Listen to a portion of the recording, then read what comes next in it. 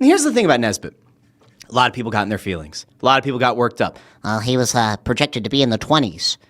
He was projected to be in the 20s. I saw people say that, like, they had him in their 30s on their own big boards. And I was like, listen, I mean this respectfully, right?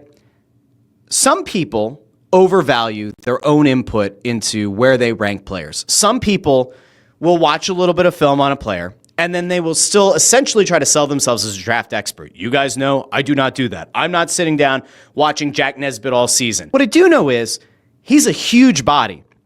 And what the Flyers came out and said after the fact is that they were pretty confident that he could have gone at 13 or 15. And so while I think it was it Pierre LeBrun or was Bob McKenzie, one of them had Nesbitt at like number 15 or 16 in their final draft guide. And I was like, okay, just take a second here. Like, let's try to be a little bit rational. If Jack Nesbitt was like the 15th or 16th best player on a highly respected pundits list, right? And you traded up from 22 to 12 to get him, all right, you've technically taken him like 3 or 4 spots earlier than the pundit. But you have to keep in mind that McQueen was off the board, and if you wanted size at center, Nesbitt was your next best option.